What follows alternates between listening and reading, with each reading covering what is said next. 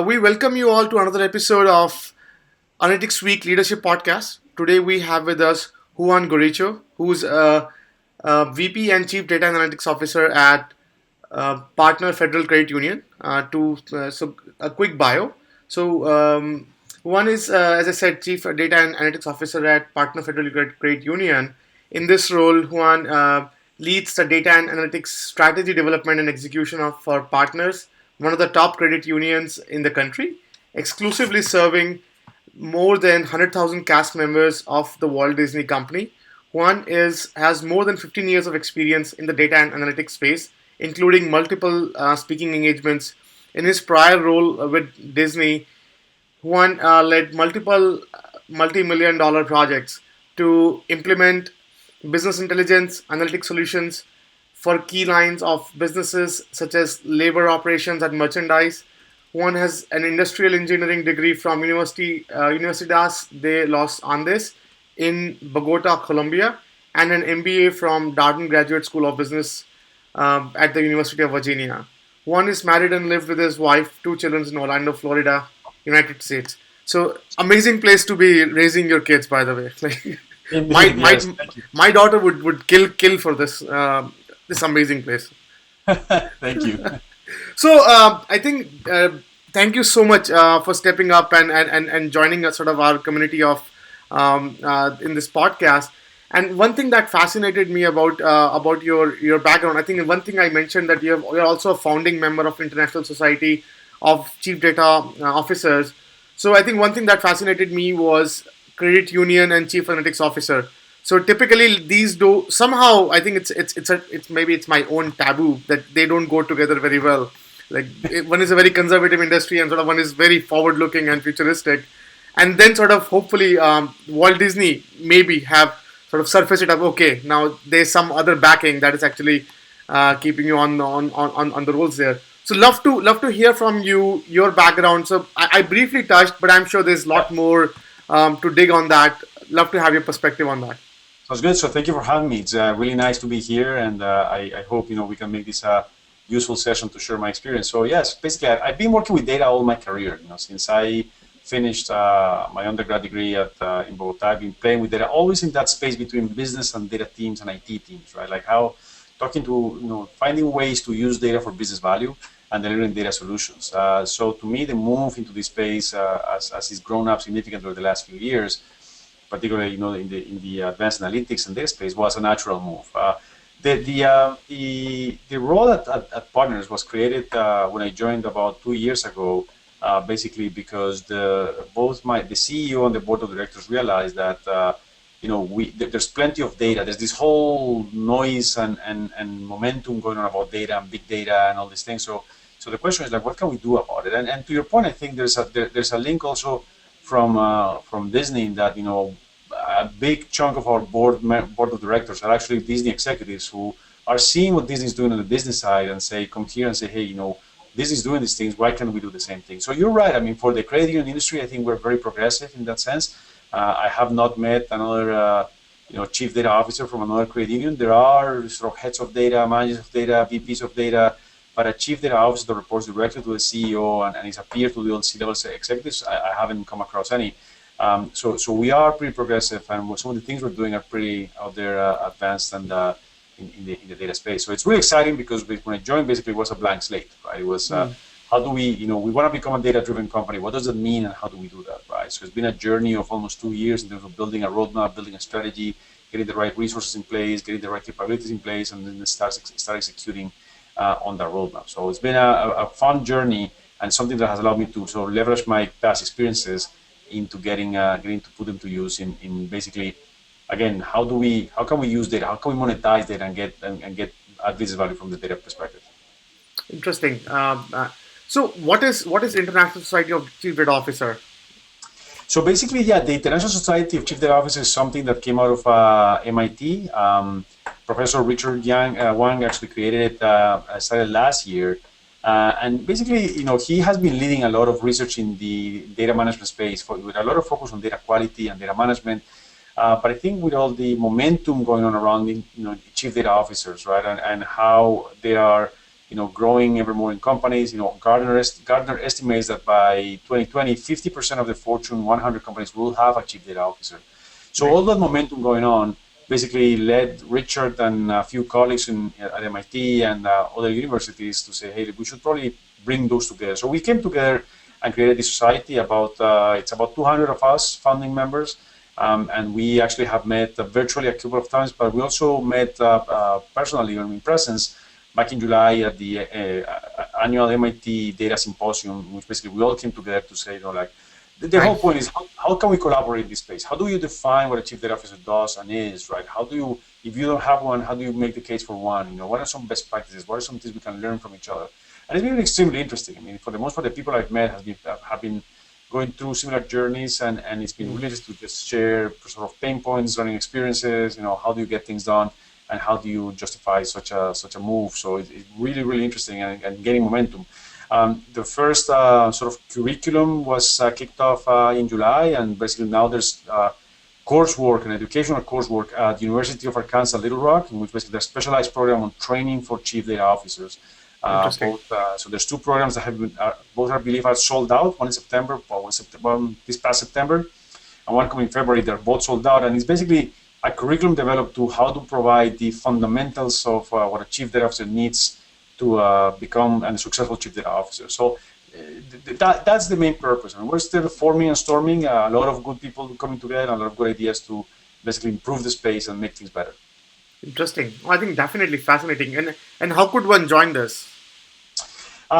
Basically, if you are a head of data in an organization, I mean, there's the website is iscdo.org.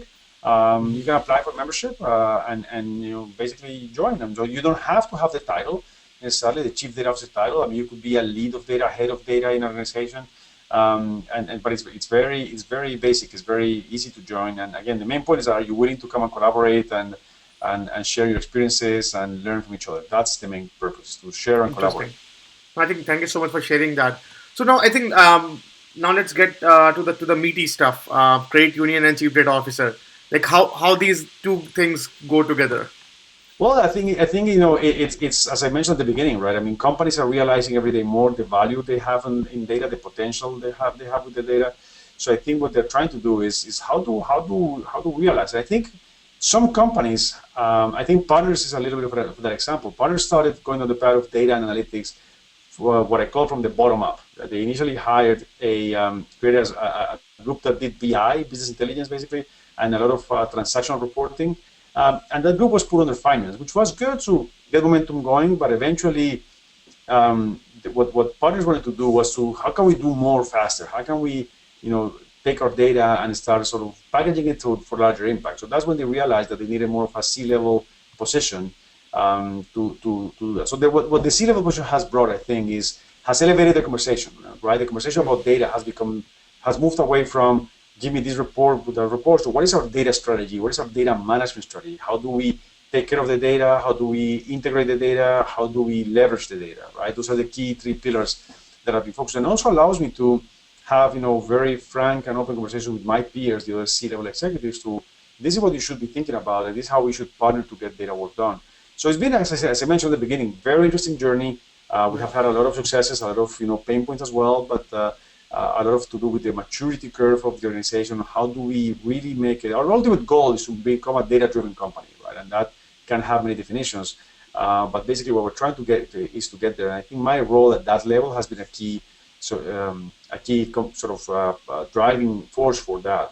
I report directly to the CEO. I'm a peer to all the other C-level executives. So that's about according to Gartner, about like 30% of the CDOs report to the CEO directly. So it's not that common, but it's becoming more common because companies are realizing that in order to get the right value out of what they need to do, the position needs to be at the right level, right? And either under IT or the CEO sometimes doesn't have the right level of influence. So there is some a lot of movement in the analytics space in credit unions. There's actually a Credit Unions Analytics Conference that was put together by First Tech Credit Union out of Palo Alto. It will take place in March of next year in Seattle.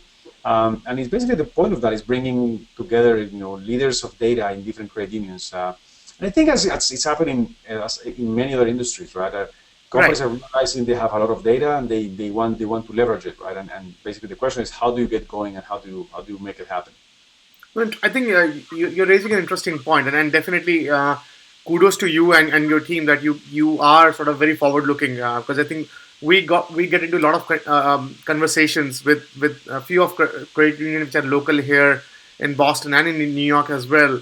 And I think one of the consistent rant that sort of I hear about is how is management not being very responsive when it comes to sort of they're always quenched with budget, they're always quenched with sort of they have sort of keeping the lights on budget, Yes. and then sort of these is exploratory budget, and which is like minuscule, and they would rather spend that on marketing than sort of getting them sort of brushed on this center of excellence or having a data driven culture or whatever. So what are some of the hacks that you see or you have seen working, or what are some of the cultural shift that if someone is listening from the credit union space that they can sort of pursue to basically hack this and hopefully create this data driven culture within their company? I think there's a couple of things, right? I think that the most important thing is to show value quickly, right? There's something that the chief data officer of a bank in San Francisco, I don't recall the name, but of the bank, but I like the way he said it. He said like, momentum forward should trump trajectory, right? You should. Yeah, A that's a lot of good times point. companies focus on having the perfect trajectory, the perfect vision, the perfect data, right? Let me take 3 years to build the perfect data warehouse, which means hundreds of thousands of dollars or millions of dollars building infrastructure, and then eventually it'll get going.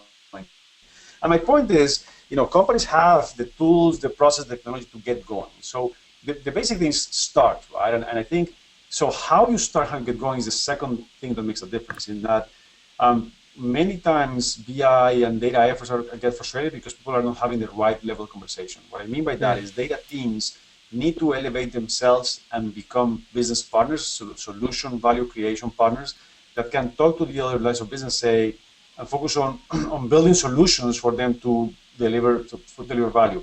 Many times, data teams are very transactional in nature, very what I call an order taking team. That you go to them and say, give me this data set, and they'll give you the data set back, but with no Hmm. context of what you're trying to accomplish, what are your goals you're trying, and how do we create business value. So elevating the conversation and basically gaining momentum forward are sort of the two main things. Companies, many times, they think that getting to the data space is basically buying technology. It's about Right. investing in Hadoop or BI tools or in analytical tools. They think it's about hiring data scientists and then go and hire PhDs that have no clue what to do with. It is a lot of common sense, and it is a lot of answering the right questions. They have plenty of data. Companies have plenty of data they have not exploited. So a lot of the times, companies lose focus by trying to bring more data or larger data. This whole big data kind of shiny object that people are trying to pursue. When there's plenty of data that they could leverage internally. One of our most successful projects is something that we did, basically integrating 3 data sources that were readily available, that were relatively clean. In 2 months or less, we actually built a very small data mart, and we have leveraged that data mart for decision making from placing branches to closing branches to updating branches. By again bringing 3 simple data sets together and just having the right questions, being able to answer about that. So a lot of it depends on what kind of conversation you're having, and are you having the right conversation at the right level with the right people, and are you showing value, right? Because you Hmm. mentioned it, right? A lot of companies will focus on this is just too expensive, this is adding to the cost. Right. But you also need to shift the conversation to the value creation. How do you capture the value? How do you put value statements, and how do you make sure that you're measuring and communicating the value that you're creating, right? And I think here's where it becomes interesting, because on one hand, data integration and data analytics in terms of descriptive analytics and showing what's happening with the business in the past, it's important, but it's not what drives value. What drives value, in my opinion, is basically what can you do with the data looking forward? Can I Hmm. target more customers? Can I target better customers? Can I predict attrition and reduce attrition? Can I gain market share, right? So those are the solutions that you need to get in place that will have direct impact to your bottom line. But you need to do them in a way that capture the value, that have the right data. And here's another thing that is important, in that data teams can only execute if they have a business partner in the business who's executing the data solution, right? Interesting. Yeah. What I mean by that is I can have the perfect data set, I can have the perfect algorithm, but if nobody's doing anything with that data set and that algorithm, then those are useless, right? I think a lot of companies focus on, hiring algorithms or buying algorithms or hiring data science to build algorithms or buying data but what are you using that for, right? So I Right. threw a lot at you there, but I think the main thing is, again, elevate the conversation, have the right questions, and know what business problems are you solving. You don't need to solve them all. You need to solve them in their entirety. Start with there's a lot of low-hanging fruit. The second thing is basically make sure that you're implementing end-to-end solutions, right, with business partners that can execute on your solutions, right? That's the second thing that is extremely important. And the third one is just start, right? Just get Right. going. There's a lot of low-hanging fruit. That momentum translates into more support, and that momentum will actually bring more resources to get the right things done. Interesting. And thank you so much. I think you're raising some good points, showing quick values and delivering on that, and sort of have a goal in mind when you work. I think these are like very good suggestions, and I think it's across the board. It should be followed. So I do appreciate you sharing that.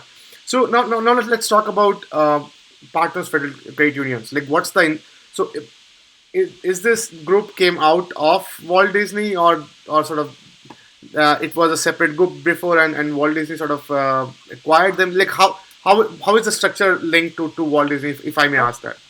Sure, absolutely. So Partners was founded more than almost 50 years ago, and it's basically a credit union organization that it's a non-profit organization, but exclusively serves the Walt Disney Company employees. So the only way you can, and we are a full retail financial service institution. So we offer everything from mortgages, personal loans, credit cards, car loans, savings accounts, checking accounts, HELOCs, HELOans, anything that you find at a regular bank, wealth management, we offer those services.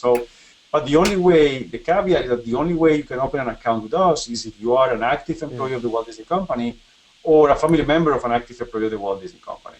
Interesting. So that's our link to Disney. We are legally an independent entity, but we are sort of part of the Walt Disney Company umbrella, and we all, I'm an employee of the Walt Disney Company, so there's a strong link.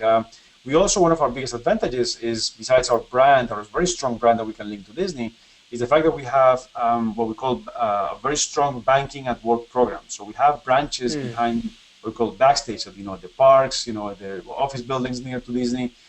So that makes it banking very convenient for a lot of the Walt Disney Company employees. We have about $1.5 billion in assets. We serve actively have around about 140,000 customers, of which about 37% are currently active employees of the Walt Disney Company. So that means that 37% of our customers are active employees of the Walt Disney Company. So there's plenty of room for us to grow. Nice. And our biggest presence in markets are Orlando, because of the parks and resorts operation, Anaheim, because that's where you have Disneyland and a lot of big parks and resorts operation, and then Burbank, where you have basically the corporate side of Disney and a lot of the studio employees. But we serve for employees of the Walt Disney Company all over the U.S. I mean, the Walt Disney Company has more than 150,000 employees in the U.S. And we have presence. We have basically customers all over the country. Particularly recently, as we have invested heavily in our mobile and online banking capabilities, that has allowed employees of the Walt Disney Company to remain members, even though they have moved out of Disney and have moved to areas in which we don't have branches or physical presence. So, Interesting. very closely linked. One of our missions is our mission basically is to make all financial dreams come true, and that means for all the employees of the Walt Disney Company and all our members. So we make it an effort to have a strong link to our Disney heritage, right? And we are part of Disney, and we feel part of Disney, and we work very closely to make sure that happens the right way, and we respect that and do it the right way. Interesting. So I think, and thank you so much for sharing that. I think one thing that why I asked this was Disney. We know it's very progressive when it comes to using data and sort of making getting the experience to where it is. They are best in the customer experience space. They're doing a lot of fun stuff. They know their data pretty much, and they know sort of how to use that to their advantage. So now I think where I was getting with that question was, so does that spill over to partner FCU, or suppose if you build some kind of capabilities, like do you have a capability share with say Disney or like whatever? So is there any sharing going on? We have there is to an extent. I mean, we have our own data sets, and because our legal entity or legal nature as a financial institution, we have to have our data and data centers and data capabilities clearly separated. But within Disney, there's actually a lot of cross collaboration between analytics teams. Nice. the Walt Disney Company it's a conglomerate of hundreds of different independent companies, right? And so as you can imagine, there's analytical teams all over the place, right? And one of the things, really good things that Disney does, is they put together a annual data conference in Nice. September of every year. The website is disneydataconference.com. And basically what that does is brings a lot of the analytical teams from Disney together to share best practices. And the conference is actually open to the public, right? So Disney Nice. teams come, but also anyone who wants to come. And it's 2 days, a lot of fun.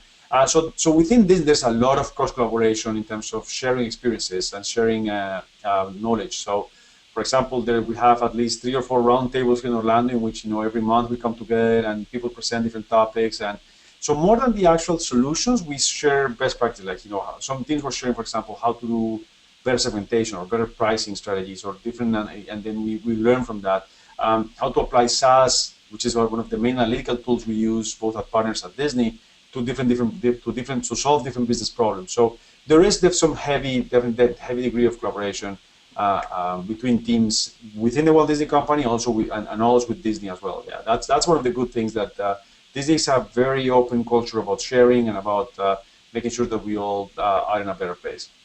Well, I think so. Thank you so much for sharing that, and that's really helpful to connect the dots and see how the information flow is flowing. I think one more thing that I got really excited about reading your profile was mention of data and analytics in your title together, right? So typically we hear about chief data officer or chief analytics officer and whatnot. Although like there's a very sort of very kind of phasey line between data and analytics, but sort of you are sort of so it kind of gives the straight sort of line. Hey, you may be or may not be having both of them. So, to you, what is your perception of a data officer versus a analytics officer? Like, what do you think these guys are, and what are the demarcations or whatever? Yeah, or maybe it's just a Yeah, no, synonymous. I think it's very interesting, right? I think, and it just happened that the role was created with both sort of functions in my title, Hmm. chief data and analytics officer. One, if you go, this is one of the challenges we're sort of addressing at the International Society of Chief Data Officers, right? Like, what does it mean, and what's the Right. interaction between the CDO and the CAO, and what are the different functions? I think in general, right, and what I've seen recently happening is that the chief data officer is sort of the more all-encompassing function that it takes into account, managing the data, bring the data together, and exploiting the data. And I think Hmm. on exploiting the data or monetizing the data is where you have maybe more of the scope of the chief analytics officer, which is the teams that are actually building analytical solutions, right? But at the end of the day, one cannot be function without the other, right? Like, Hmm.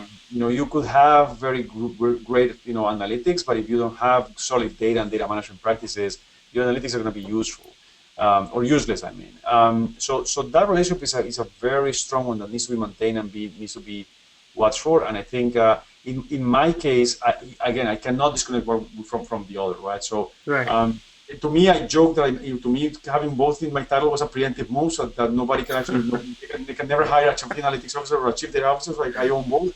Um, but what I see usually, and this is there was some research, some really interesting research that Gartner put out together a month ago at the Gartner Symposium here in Orlando. Mario Faria, who is one of the leading analysts in chief data officer space, he basically put out a survey that was done through hundreds of chief data officers, and what we see happening is usually this chief analytics officer either reporting to the chief data officer or being part of the Right. chief data officer function. So there was a trend at some point in time saying, well, eventually the chief analytics officer is the one who's going to take over. And, Hmm. it all depends on how it works. It depends on the culture of the company, right? If you can have the single function because it's a company that lends itself to be much more centralized, it will happen. In a lot of companies, you have the data function being centralized and the analytics operations being completely decentralized. So it all depends on Right. the context of the company and how the companies are working. I think in our context, what we're trying to build is a very strong capabilities, but also enabled through self-service, right? So, Yeah. I own all the data management, meaning, from bringing the data together, cleaning up the data, all the data infrastructure management, right? But I also have a team that is doing all the advanced analytics, right, and all the insights generation. But at the same time, I'm building or deputizing and empowering people in the lines of business to be self-sufficient and work with me as they come across new opportunities to be able to be self-sufficient. So I don't know. It's a blurry line, right? Right, It's a right. very blurry line, and it all depends on the organizational design, the maturity of the company, right? Some companies have come up first with chief analytics officer and then the chief data officer, but I think we'll see some convergence in this space. I think in that eventually it will be one or the other, and if you have the data but you're not exploiting it, Right. okay, creating value through analytics, then you're not doing anything. And if you have the analytics without good data, then eventually your analytics are going to fail. So there's a mutual dependency there that will force these functions to be tightly integrated. That's my take, and that's sort of what we're trying to build here and how we're trying to approach it. Interesting. And now let's talk about leadership a bit, right? So like how to get them on board, because I think this is again one of the cultural thing, and you did sort of present some good arguments on, hey, we should have uh, uh, quick wins, we should sort of find the clear goals and whatever, right? But many times, and this is one of the I would say top five cries or outcries that we hear about from people that we talk to is, hey, my boss is Yeah. not very favorable or whatever, right? So how to sort of get them on board this, hey, that there could be a future where sort of they can have a lot more insights if they sort of give them some more leeway or freeway where sort of they can experiment and do all this fun stuff. Like, what are some of your hacks or suggestions that you think people should do? I think it comes down to there's three work streams that we've been focusing on. One is agility, right? The ability to very quickly answer business questions, right? Mm. That's one key element. I think the second key element is that data organizations need to be closely connected to the business to know what those business questions are, right? What are the relevant business questions, the pressing business questions, and how can we quickly answer them, right? That goes to the agility piece. And I think there's a third element, which is education, right? So one of the things that we do here is on a weekly basis, my team publishes articles that we basically summarize from, we are constantly watching, Harvard Business Review, Sloan Management Nice, Review, nice, nice, McKinsey quarterly, right? And when we come across, good articles that nice. very succinctly and in very simple business terms sort of highlight the impact of data and analytics and how companies are doing that. We actually take those, summarize them, put them together, present it to the executive team, both with a summary, but also with what does this mean to us as partners, right? So the constant messages about, hey, there's some things happening out there, combined with showing quick value, combined with answering the right questions, right, is something that it builds momentum constantly. And I think there's also sort of what we call sort of like a follow-up element to all this. In that, what I mean by that is we can put business solutions out there, but if we are not constantly following up with the business to understand how are they using it, so doing kind of like a product management function that constantly is Mm. monitoring how are the data products being used, who's using it, what are some improvements, what is the next generation, right? They constantly focus on sort of upgrading them. That has had a lot of value in our experience, right? In the sense that we stay connected to the business, and as we know their use cases, we can improve our data solutions. So to me, all these four things that I talked about have to be moving in parallel, right? And Right. what has been very interesting is that we actually came across recently in our strategic planning.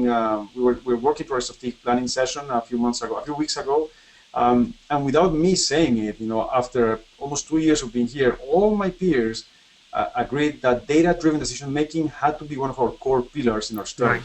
Nice, nice. So that's sort of part of that guerrilla warfare of constantly showing the value, showing the messages, making the right decisions, make it very simple, very agile, right? And that sounds easy, but that translates into how do you actually build the right data structure, have the right tools, have the right technology, right? So examples of that is we've had meetings with the CEO, for example, in which we are talking about some analysis we just presented using our analytics. And then he says, in the past, when he had a follow-up question, right, what would happen was what I call analog drill down, right? Like, I have a question, then like 2 weeks later, you come with the answer to that question, right? With the capabilities we have, because we know the data, we have brought it together, it's clean, and we have tools, we're able to answer those follow-up questions within hours, right? And that has Right. also very quick turnaround to be able to be on the spot, timely, and answering the right question. So it is a lot about change management too, right? You have to keep on driving the fact that the organization is changing, right? and you need and it will continue to change. So you need to keep on focusing on data management and keeping that value proposition up front and out there, so that people understand exactly what's going on while you're bringing. So consistency, clarity of messages, education, agility, quick value, all those things need to be happening constantly, so you stay up front and make sure that people understand what's going on. I think beautifully said, and thank you again for sharing that. Now let's talk about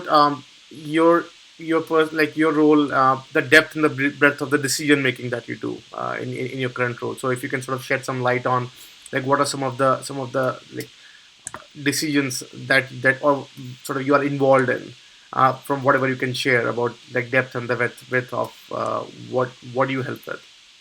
You mean like business decisions that we make, or Yeah. so yeah, so that's really interesting, because actually my team has become now it's becoming every time more an advisor Hmm. during the decision making process, right? Usually in the past was either before or after the fact decisions. We would either before it was like, just give me the data, we'll do the analysis, right? That was what the business teams would do. Or after the fact, like, hey, we made a decision, we might print, but now we are actively consulted before and during the decision making process, right? And what that means is that, but also it's what because I sit in the executive committee, right? And because I am part of the executive management team, right? So I know where there's work going. I am closely connected to the business decisions that are being made on a constant basis. So I can actually proactively recommend, what are some decisions that we could actually leverage through data and answer with data, and that allows me to be very, very much embedded in the decision-making process, right? But that's at my level, right? But that also can happen at different levels and should happen at different levels in the organizations, right? And so what I keep telling my team is, you guys need to be constantly connected with the business teams, understanding what's Hmm. happening, what are some things that are going out there. How do we stay connected to the reality? How do we know what the pressing business questions are? How do we make sure that we are out there answering those questions and supporting and enabling the business, right? And so that is interesting, because it does require a change in mindset in the way data teams operate, right? My team was Right. very much used to get requests via email for like a report development and send it back, right? Now I'm forcing them to be out there with the business teams, right? Like spend some time sitting with the team, understand the business questions. When you are sitting with them, don't let the business team tell you what to do. Focus on working with them on understanding what they are trying to accomplish, right? Right. And if you understand what they're trying to accomplish, then we will be able to build the better data solutions and support the better decisions. So the key thing here is, how do you get integrated with the business, right? How do you stay connected with the business? And so people ask me, is your team an IT team? Is your team a business team? I said, Right. I have to choose a more of a business team that uses technology to enable decision making, right? And that's how we think about it. I mean, I think that I hope that makes sense. Yeah. Right. So that does definitely. So I think one thing that again, one of the things that we hear a lot is collaboration with the IT, Yeah. whatever. Right. So many times getting a data is a nightmare. Getting data to a shape where you analyze is a nightmare. Many times, so if you have a hypothesis, so things are simpler. But if you don't have one and you just want to figure out what the hell this question is, then that's and then collaborating with IT, like that's another sort of roadblock or whatever, or nightmare. So any thoughts or any suggestions in that arena? Absolutely. I mean, I couldn't emphasize more that you have to have a strong and transparent and very open relationship with the CIO in the organization. That relationship with IT, and it starts at my level, but it also has to be forced throughout my organization at all different levels, right? And because again, to your point, I think the last thing you want to be perceived as is, oh, this here's another shadow IT organization that is working in the dark, that is not sharing, that is doing things on their own, and that shouldn't be the case in terms of how companies get things, how data teams get things done. So from the beginning, when I built my roadmap, I sat down with the head of IT. Basically, I say, hey, this is my roadmap, and this is what I see. This is my business roadmap. This is the technology implications of my business roadmap. But I'll be the first one to tell you that I'm not going to make any kind of technology decisions without you, CIO, involved in my roadmap and support. I make sure that whatever I'm doing actually is aligned with the architecture, with the technology principles, with how we consume technology, with the standards that we use. And that's extremely important, because to your Right. point, that can make or break your fit. So there's got to be an understanding that data teams also have some level of technical capabilities they need, right? So there are differences. We're not a normal business users. We require, from bigger laptops and bigger machines to more advanced rights to better tools, right? But on the other hand, there's some self-responsibility we have to sort of follow ourselves, and we do that, right? I tell my team, like, whatever field that should be a IT decision, let's make an IT decision, let's partner with them. So we have been working extensively with my IT team here in terms of, showing the roadmap, showing where we're going, showing what we need, right? And that we partner on getting the right things done, but also leaving clear that I am accountable and I am responsible for managing all the aspects of data in the organization. So that means that I need access to all the data, right? I'll do so responsibly, right? That means that I dictate some of the data policies that need to be executed, or even data architecture policies that need to be put in place within projects. So it's a journey too, right? And it all depends on the type of CIO that you have in a company, right? But I think for the most part, what I hear is a lot of CIOs are actually catching up. In that survey that I mentioned from Gartner and from Mario Faria, a few years ago, the CIO relationship was probably one of the sort of biggest obstacles that chief data officers faced. Now it's changed significantly because I think CIOs are also realizing that the chief data officer can become a huge ally in driving value and showing value out of the data and technology investments. So yes, but I mean, I think to your point, if I can emphasize something, be joined at the hip with the CIO, right, and be transparent. And what I tell my team is, like, I don't want him being in the IT business, right? I don't want my team having to run servers and patch servers and run backups and data teams should not be in the business, right? The more we can partner, the more we can actually leverage the IT capabilities to then focus on where the business value truly is, which is on the insights, on the storytelling, on being proactive, on the analytical solution. So yeah, I mean, that definitely is a key thing, is that CIO relationship, definitely something extremely important. Agreed. I think beautiful points. I think I love that you are being very transparent with your team. I think that's something that it's a constant battle, even sort of when we talk to people, that this is something that they're all struggling with somehow, because sometimes they don't have the complete visibility. Sometimes they're not sure what to, and it's like wrapping out too much when you don't even know what's inside or something. But I think I totally appreciate you for. I think that's one of the key factors. I totally agree on that. So I think now let's talk about some of the challenges that you face in your routine job. Because I think from the session so far, everything looks like amazing. It actually looks like a trip to Disney, but it's like so. What's going on inside? Like, what if you pull the rug off? What's going on? Like, what are some of the challenges that you face in your current role? Yeah, no, absolutely. And you're totally right. This sounds like a perfect pixie dust story, right? And there's lots of challenges. I think that the biggest one is how do you realize what I call the value realization, right? And sort of at the end of the day, data teams are competing for shared resources. I'm a shared resource, right? So I'm funded by resources that were taken away from different teams and put together. So I have to show the value, right? And I have to. And I think so. The key thing there is how do you really actually capture the value and measure the value, right? I think I'm lucky that we have a really smart CFO she's extremely supportive of our work, but she's constantly focused on asking me, like, how do we prove the value? How do we show the value? Because again, we're investing heavily in this function. So how do you show the value, right? I think that goes back to the point that I mentioned a few times during the conversation is, have a strategy to constantly measure and advertise your value, right? That you are actually capturing the value. So initially, for example, we started with some really basic measures of value. And some of those measures were, for example, efficiency achieved through better use of labor. What I mean by that is we had people that were actually building reports manually, and they were spending a lot of time pulling data to build reports. So we took those processes, we automated them, and then we saved somewhere north of 4,000 man hours a year, right? So that's almost 2 FTEs, and we saved with just few simple things, right? But that's a low value measure because, again, it's an efficiency measure, but it doesn't bring hard dollars. I mean, there's no extra revenue, less cost because of that. So the next level of measures are, constantly then, how do you actually measure the impact that the business is having? So in that regard, for example, my roadmap has in it the goal to implement three analytical solutions, about focus on attrition, focus on cross-selling and recommendation engines, and focus on risk mitigation and risk models, right?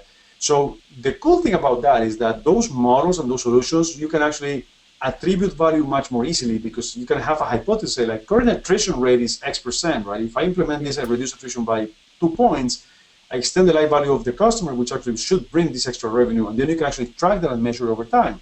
So that's definitely the constant reminder of value that you're doing is something that is one of the biggest sort of things you need to do to address the challenge of that constant question that is like, what is the value that you're bringing, right? What is what you're doing, right?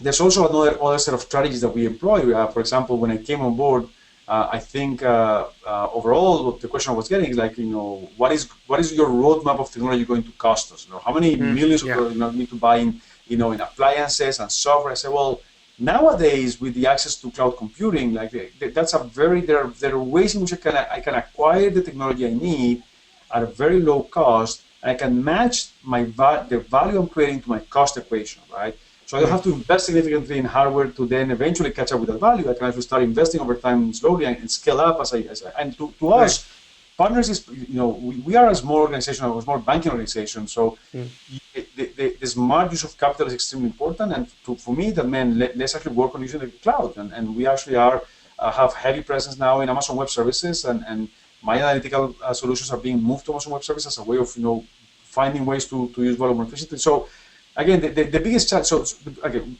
going back to your original question, biggest challenge, show the value. But the second challenge is sort of adoption and changing the organization, change management, right? I think I'm lucky that in many cases, my peers, instead of asking the question about like, should we do this or should we do analytics, they're more asking like, how fast can we do it, which is a great thing, and something we can do. But in many cases, that isn't as easy, right? And because what you're doing at the end of the day, is basically shifting people from gut-based decision-making to actually data-driven decision-making. And that's a challenge, right? And that's what you need to address, and you need to help people to understand they can trust the models, they can trust the data, they can trust the way things are being built and being done.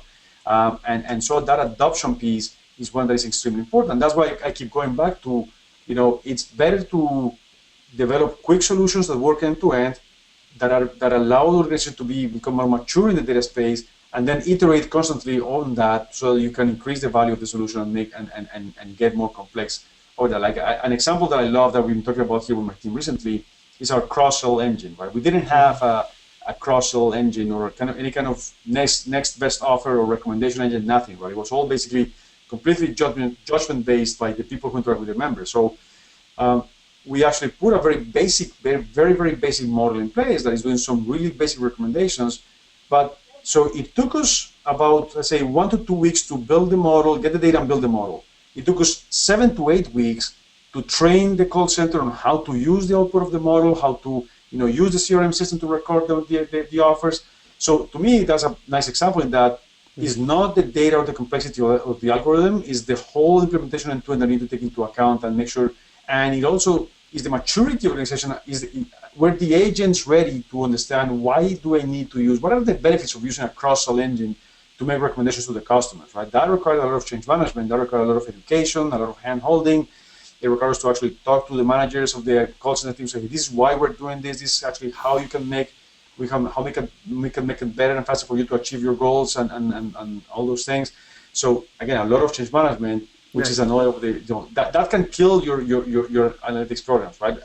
In my experience, from what I've observed in the industries, in some other companies, many companies tend to focus way too much on one of the elements. Or let's get into big data, or let's buy Hadoop and build the data lake, right? Or let's actually hire a team of data scientists, and something magically will happen with those two elements, and it doesn't happen, right? Because again, there's no adoption, there's no focus on the adoption piece that is what ultimately drives the value. So this all, as I started saying, value measurement and value realization is one of the key challenges. How do you do that constantly?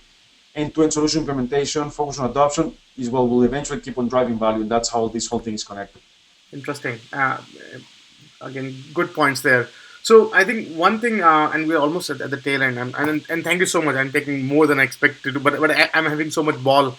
So why don't I just exploit the situation a bit more? So I think one thing that we heard about as well as build versus buy. Like since it's a very, and I think you briefly touched in your initial intro as well that so how do you like what are some of those decision factors that helps you understand, because I think right now market is so lucrative for almost you can build almost everything you just can think of, but then more often than none not the better choices sometimes, and sometimes you're better off buying it. Like what are some of Yeah. your thoughts on that? Yeah. Overall, I think my philosophy in that space is one of the marketplace has evolved significantly over the last few years, right? And I think what I'm building here is I have a team of highly talented individuals, right, or a team of with high talent, right, that actually they are the ones who can work with the business, understand the business needs, and architect the solutions, right? And there's plenty of companies that actually can work with you to execute what I call more of the commodity functions, right? So we're actually working with a consulting company to my data science team actually here architected a solution for attrition, right? So we know how to measure attrition. We did a very quick pilot to understand does it work, and now that we understand the blueprint, now we're taking that and giving it to this company for them to execute very quickly and build very quickly for us. That allows my team to focus on the next project, and so it creates some more capacity and parallelism. So I think it's a hybrid approach. I think the smaller the company, the more flexible model it needs to be able to grow based on demand and decrease the size of the team based on demand, right? So, Right. and as I said, the marketplace has evolved significantly in technology, as I mentioned before, right? The partners being our size, to think about that we could have had access to things like Amazon Web Services machine learning capabilities a few years ago would have been unthinkable, right? In terms of the amount of hardware that you need to purchase and software to gain those capabilities. Now it's there. Now we just spin off an instance, run our machine learning algorithms and shut it down, and we just pay a few $100 for that time, and we got the capabilities of a very large organization. So the marketplace has so those are no longer barriers. Technology is no longer a barrier. I think the people is no longer a barrier. I think the biggest barrier continues to be in this sort of how what are you doing with your data solutions, right? Right. And it goes back to the point of like you have to be strategic about what to build and what to buy, right? I think eventually what I'm building here is very strong business capabilities, very strong understanding of the business, very strong relationship with the business. Anything else that is not as core, that is not as strategic, that is more of a commodity level, I will buy that from the market and execute from the market, right? And my team is not relative. My team is not too big. I have about 8 to 10 people, and with contractors about probably 15 at this point. I don't foresee it bigger than that, right? I don't want a larger team. I think we can be highly productive with a team of this size, that we can increase the capacity of production by having these different partnerships that we can leverage for increasing our efficiency.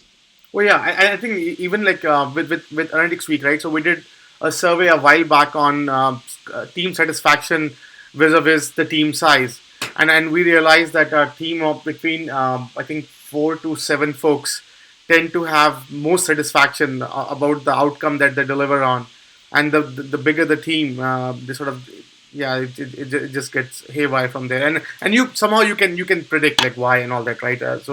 But even like from the stats point of view, it was very evident that you need to have a very lean team that can deliver some fascinating outcomes. So, beautiful. Exactly. So Exactly. I think one of the last questions, and I won't take you much of your time, and thank you so much again for being very generous with your time there.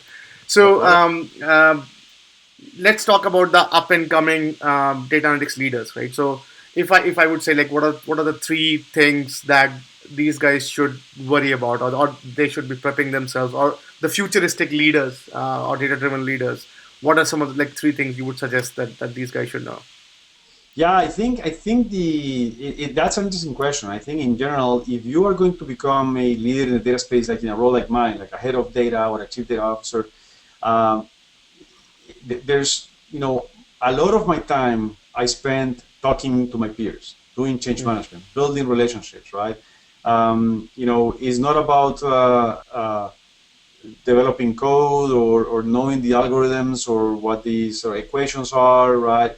Those are things that are important, but I think the biggest thing for as a data leader, right, is to eventually I cannot execute and I cannot realize the value of analytics directly. I have to rely on my partners the chief marketing officer, the chief operations officer, the chief customer services officer, right? So that those are the ones who actually execute and realize the value that needs to be realized, right? So relationship building is extremely important. The ability to learn and understand the business, right? You need to be there. You need to understand exactly what the pressing things are. So that notion of how connected are you to the business? Do you understand what the business goals are? Do you understand what the business objectives are? Do you have a full view into the big picture of what's going on and how to get things done? That's extremely important too, from a leadership capability perspective, right? And then also the ability to basically assemble high-performing teams, right? And assemble. Again, I don't know. I'm not an expert in data science. I mean, I know enough to be dangerous, right? But I need to know what questions to ask for my data science team, right? And when they show me some of the work we do is, okay, this sounds great, but what's the value we're trying to accomplish? How do we measure the accuracy? How do we measure that? How do we test for validity? You need to know which are the right questions to ask, right? Right. And similarly with technology, right? I mean, so you have business, you have data science, and you have technology. Those are sort of the three areas of data management that are extremely important, right? Are you up to speed in technology? Do you know how the landscape looks like? What's the right level of technology, right?